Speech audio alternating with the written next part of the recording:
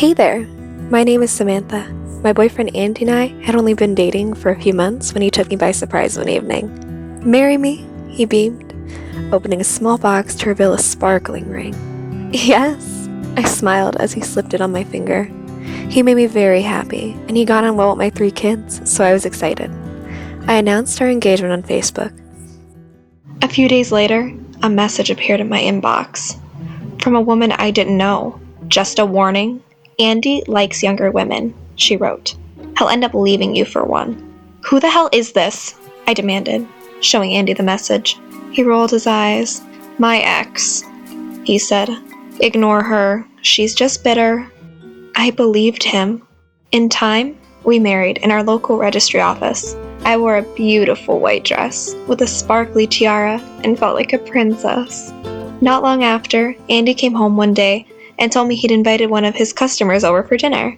He worked as a driving instructor. "Hope that's okay?" he asked me. "I think you two will get on." "Sure," I shrugged. I was always open to meeting new people. He said her name was Claire. That night, she came over with her 16-year-old daughter, Beth. And sure enough, Claire and I got on like a house on fire. After that first dinner, we started seeing each other regularly. Then sometimes, when Andy and I wanted a night out, Beth would babysit for us. "She's a nice girl, isn't she?" Andy smiled. After she'd left one night, "A good kid," I agreed. A couple of weeks later, Andy came to speak to me. "Beth's having some problems with her mom," he said. "Mind if she stays here for a bit?" "She's 16, Andy. Teenagers always have problems with their parents," I said. "Come on, just for a bit. She's not in a good way," he said. "Fine," I sighed. "But I'll have to speak to Claire about it first." She was fine with it when I called her. "Maybe time apart will do us good," Claire said. Beth moved in and helped me around the house and with the boys. Then, one day, I was in the yard when one of my neighbors came over for a chat.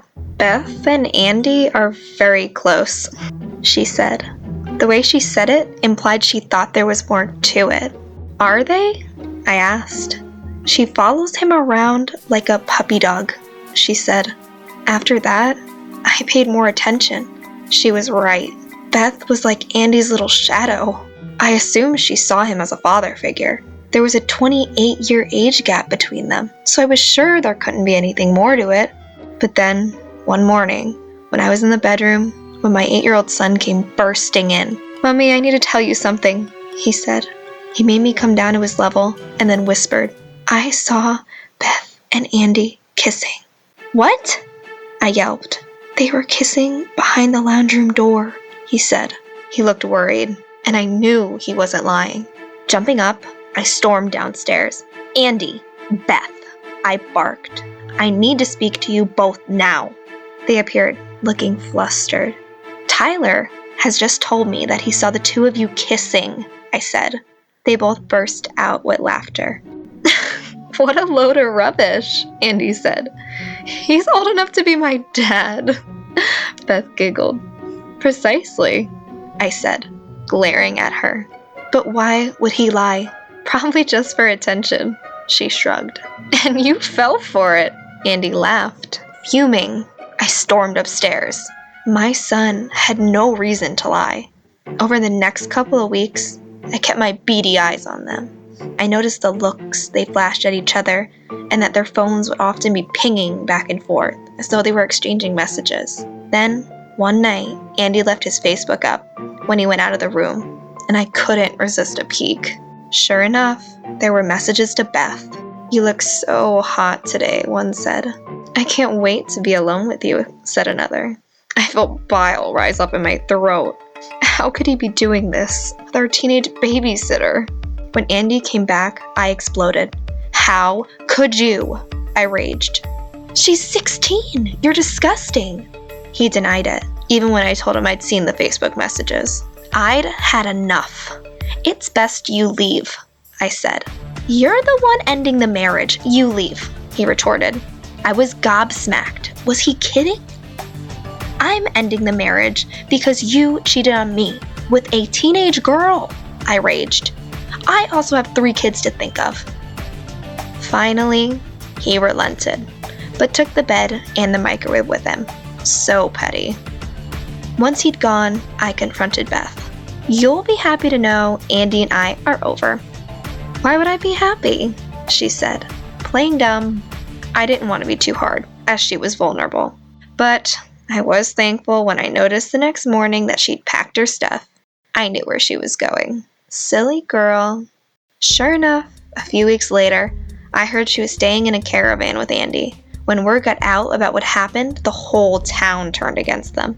People on the street started hurling abuse at them, and Andy had rude words sprayed all across his ute. Eventually, they moved towns. I was glad I no longer had to run the risk of bumping into them. In time, I divorced Andy and moved on. 4 years later, I received a text from a friend. "You'll never guess who's on TV," she said. I flicked over to the channel she mentioned, and my mouth hung open in shock. The program, Age Gap Love. Andy and Beth were boasting about their relationship. It revealed they were now married, and with 2 children. Good luck to them. I just hope Beth knows that when she gets too old for him, Andy will be trading her in for a younger model.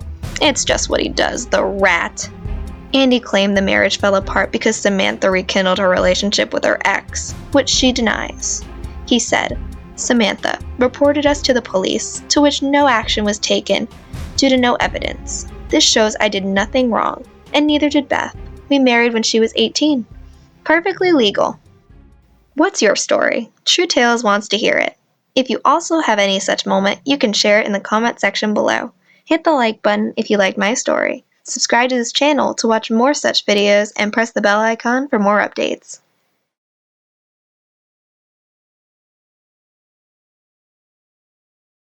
Hey y'all, this is Sarah, and today I will tell you the story of how my twin's boyfriend made me pregnant by mistake. I broke into a cheesy grin as the DJ started to play my favorite song. "Baby, you're a firework," I screamed along to the Katy Perry hit, surrounded by friends. 2 girlfriends and I were at our favorite venue, celebrating the end of a long week. My twin sister Jen was supposed to come with us, but she had a headache and decided to stay home. "This one's for Jen!" We cheered with our glasses in the air as the track changed to a Sean Paul song. Midway through my gleeful boogie, I jolted as I felt a pair of hands loop around my waist. "Hey you," the stranger whispered into my ear. I whirled around to see a stunning, dark-haired guy wearing a button-down shirt smiling at me. My cheeks flushed at his forwardness, but with a few vodka tonics in me, I embraced it. For hours we danced together, oblivious to the world around us. "Do you want a drink?" I asked as I emptied my glass. "No thanks, I'm the designated driver tonight," he replied. "But I'd love some fresh air."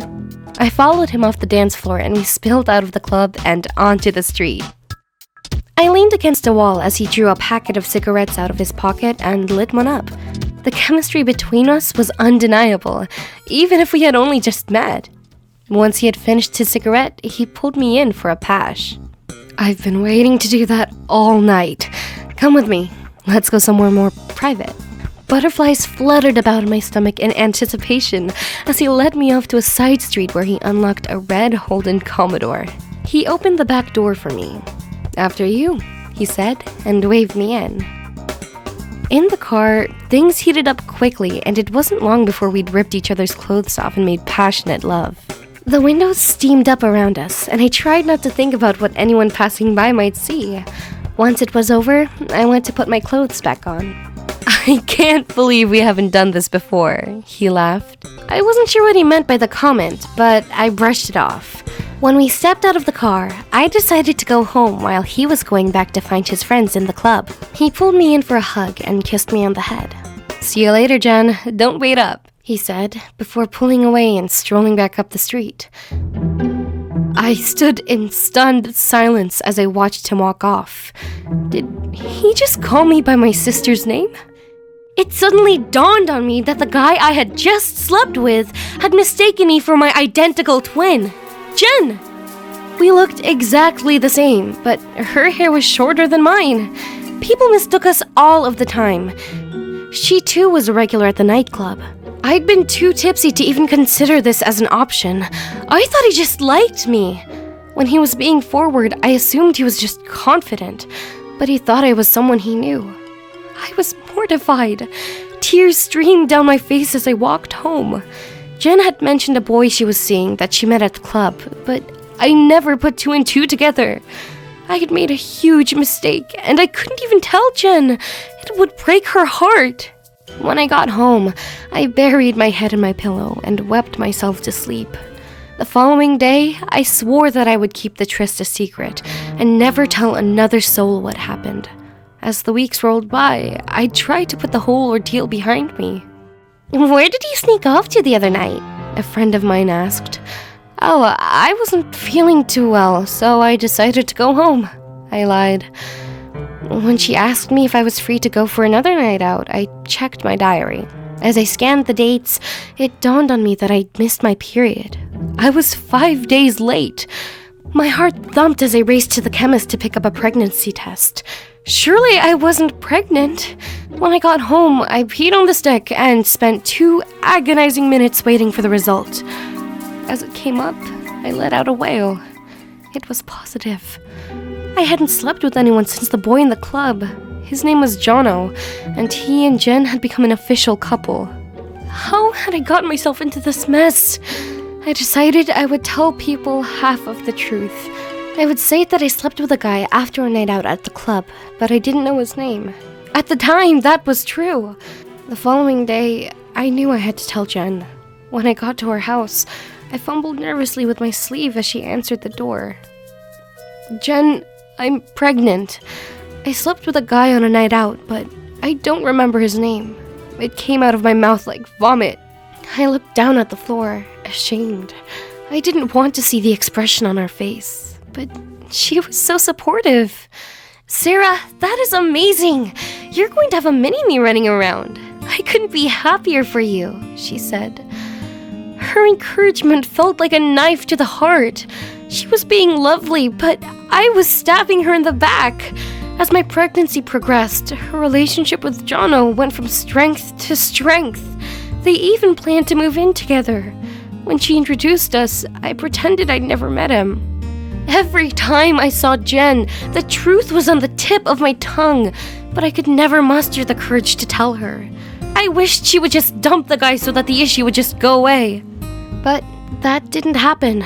At 38 weeks, I gave birth to a healthy baby boy, and I called him Brock.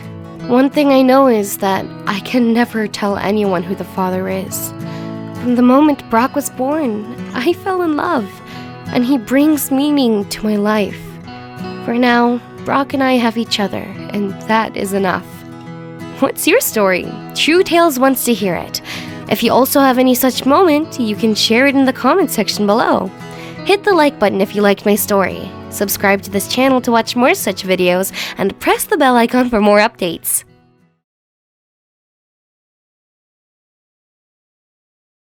Hi, I'm Isabel, and this is the story of how I became a mother and a sister at the same time. It all started a few years back when I was a senior in high school.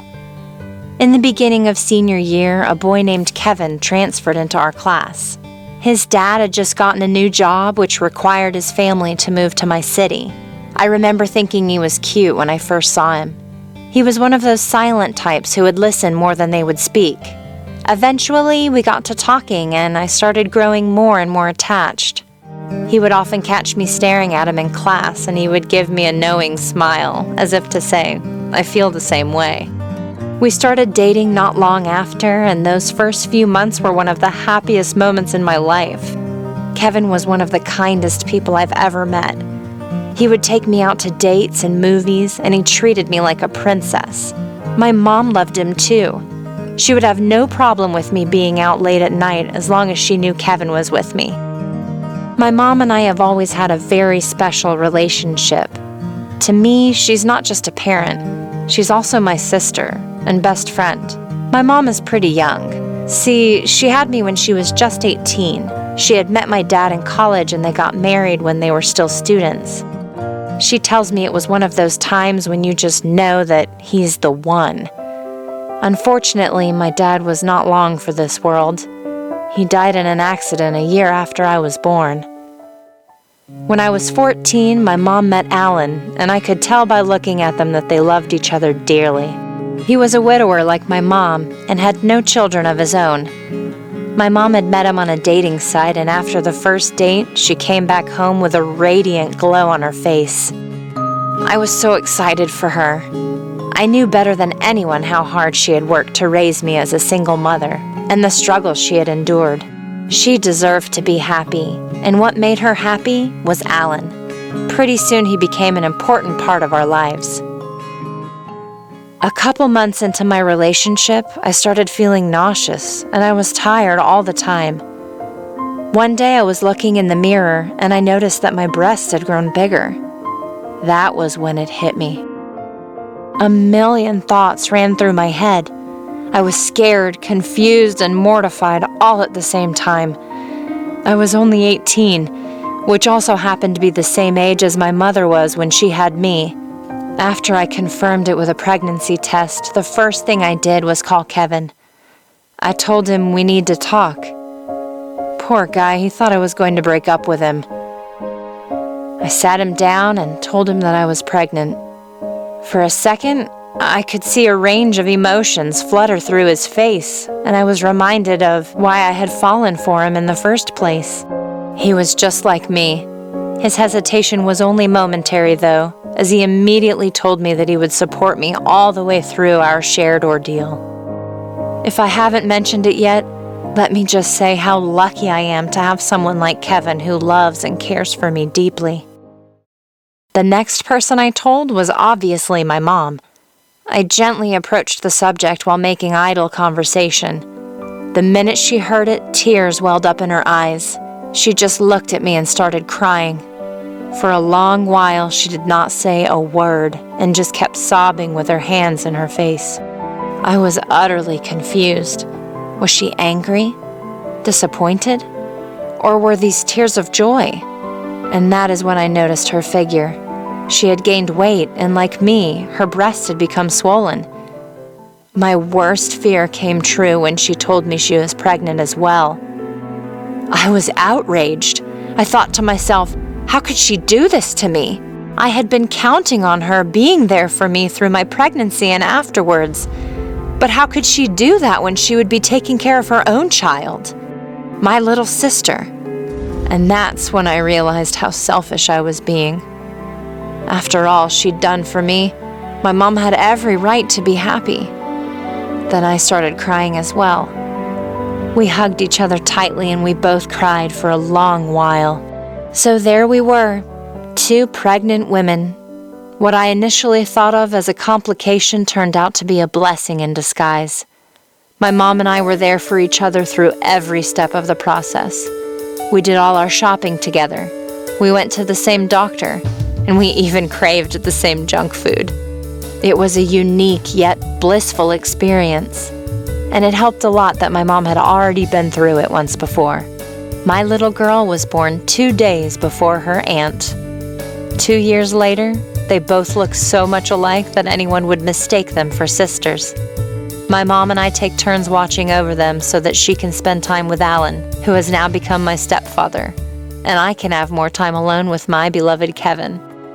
Getting pregnant at the same time as my mom has been a miracle, and a special bonding experience that has brought us even closer to each other.